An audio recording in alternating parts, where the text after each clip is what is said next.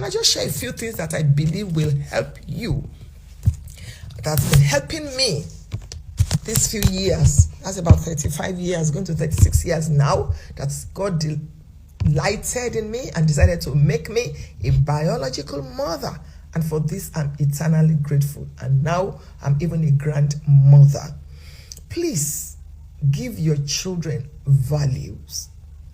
Number one, give them spiritual values. This is purposeful motherhood. Give your children spiritual values. God does not have grandchildren. Let your children have a relationship with God. Let your children know God personally. Teach them to read their Bible. Teach them to cultivate a dynamic relationship with the Lord. Teach them. Sunday school teachers cannot teach them enough. Schools cannot teach your children enough. Your child is like a plain sheet of paper. Plain sheet of paper. You are supposed to write. You are supposed to write. So please teach your children spiritual values. Very spiritual. Let them know that prayer is important. That prayer is not a spare part. Let them know that they should call on the throne before they call on the phone. Teach your children to do that. It's very important. Number two, give your children societal values. This is purposeful motherhood. Give your children societal values. This is respect the police, respect authority figures, behave yourself, obey traffic laws, pay your taxes. Societal values. Respect the elderly ones. Treat women very well. Treat men very well. Nobody will help you do this. Part of it is sex education. Teach your girls how to sit. Teach your boys how to treat their sisters.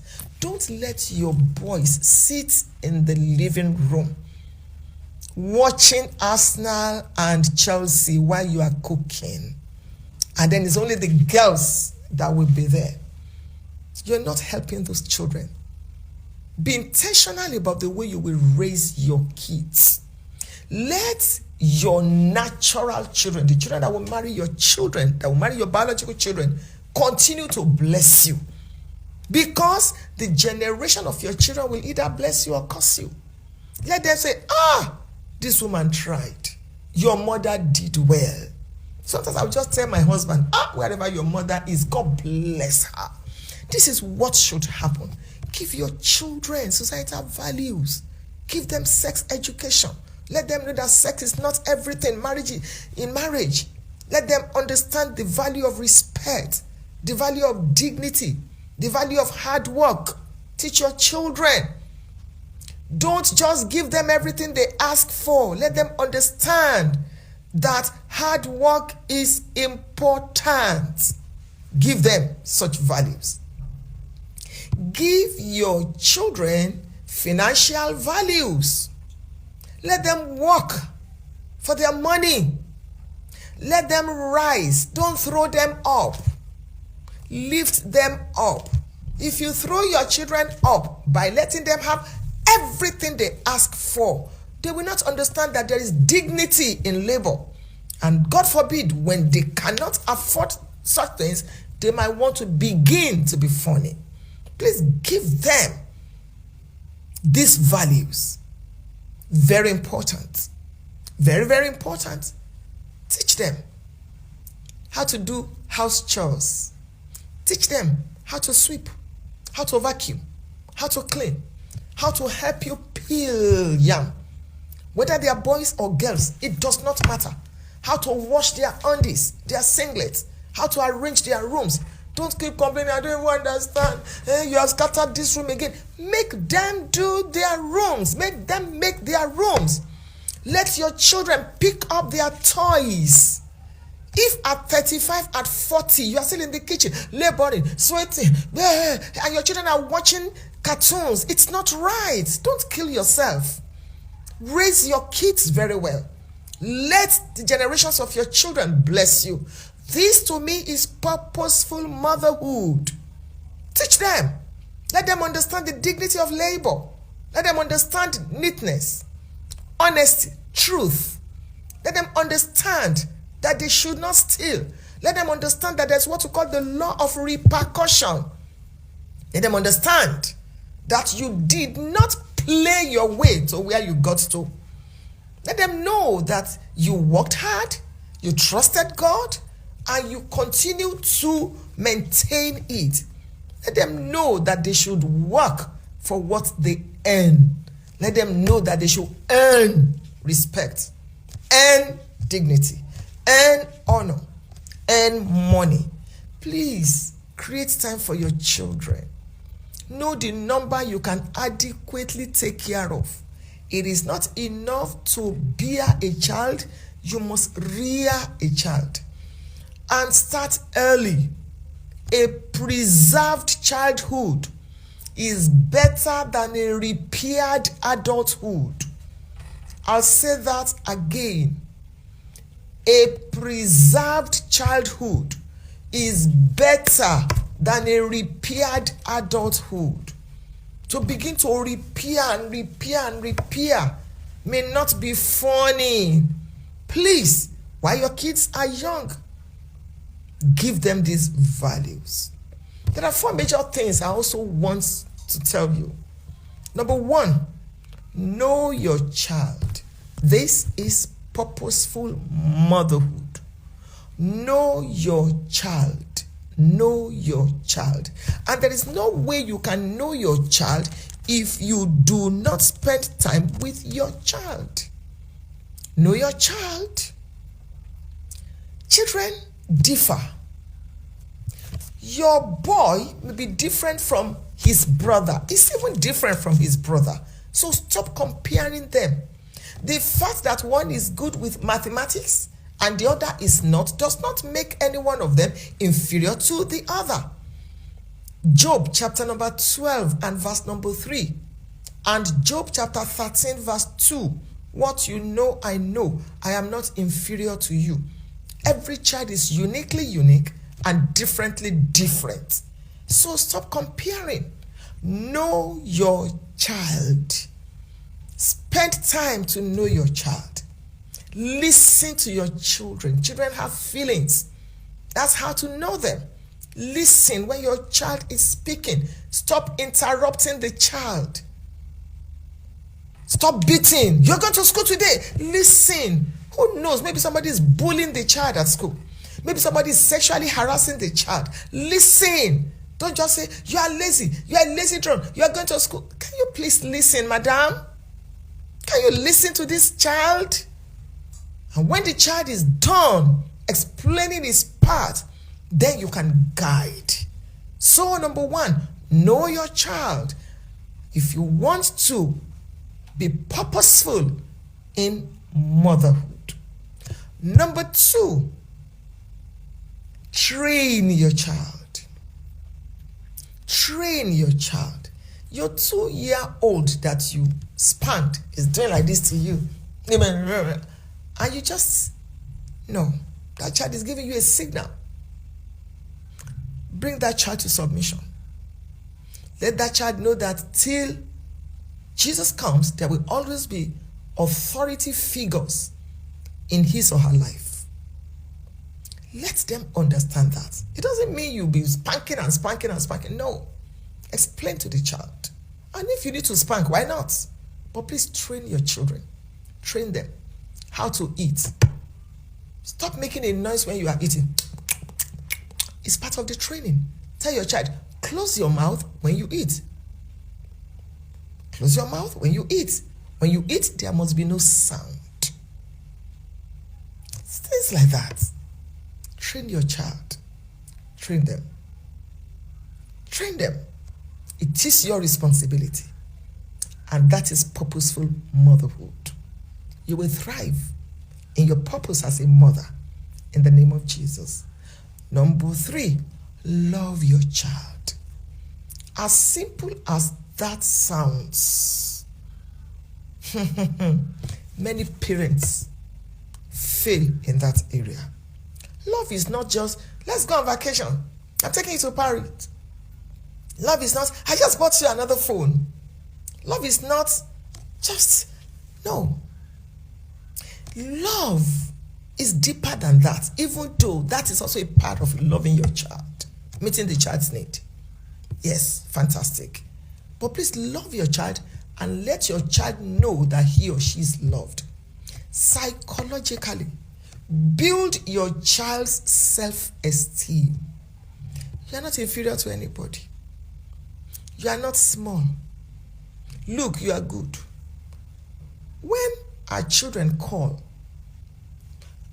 my first child is an engineer, and he calls me, hello mom, this is how I respond. Excellency of dignity. I did that from the beginning of my strength. Thou shalt excel continually. Good morning. How are you doing? Your wife? Your children? And then when I'm done, I say things like, be blessed. Love you. All my children. And our second son calls, hey, kingdom financier. And my daughter calls, mother of nations. Look for names for your children. Love them. Let them know. Hug your teenager. Hug your children. They can prostrate to greet you in your culture, like my culture. But after that, or they kneel down, hug them. Great time for them. Befriend them. A child gets to a level when it's no longer just your child. It's now your friend. It's important for you to understand this season in your children's lives. Love your child. I remember when my husband wrote letters to each of our children. He wrote our biological child, the last born. I still remember what he wrote.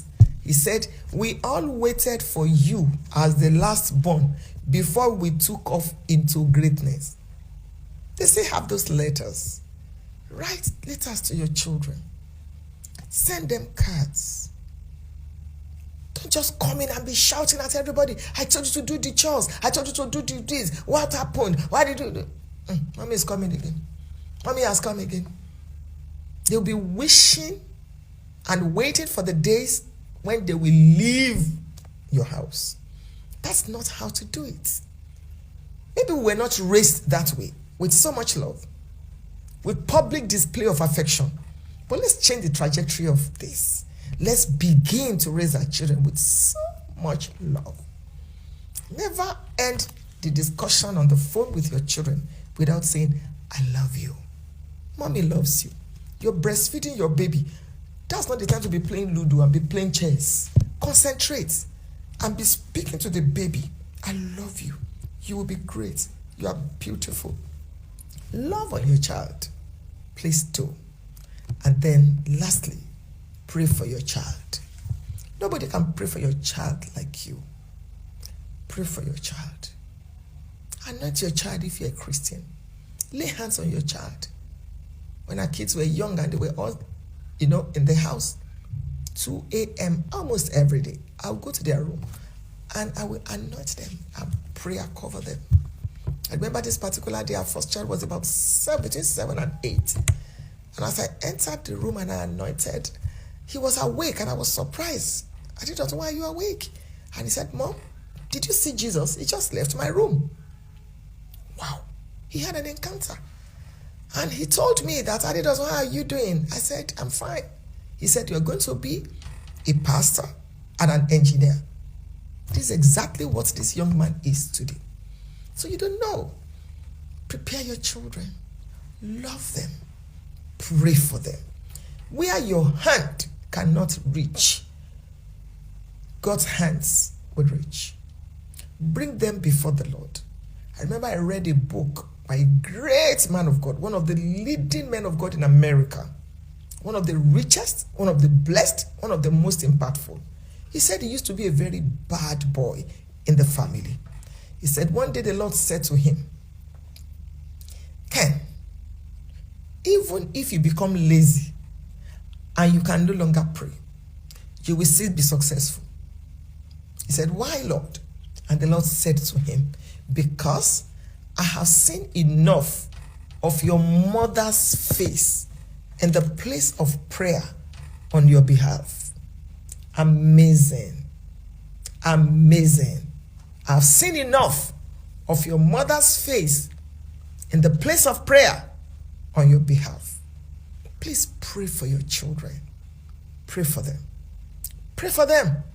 Where your hands cannot reach, God's hand will reach. They may be in Australia. They may be in China. They may be in Africa. But your prayers will get there. You may not be able to get there, but your prayers. Pray about everything. Let your children grow up to know that, let me send this to my mother as a prayer point. She will take it to the Lord. Once in a while, just fast. Skip breakfast or skip lunch and breakfast and just bring your children. On my phone, I have set the alarm when to pray for my children every day. When to give thanks on their behalf. You might want to do that too. Few seconds, few minutes sometimes. Sometimes you just take your time and you bring them before the Lord. Don't wait till they have challenges. Pray ahead. The person that will marry, my children will not marry my enemies. My children will not marry their enemies. These are prayer points.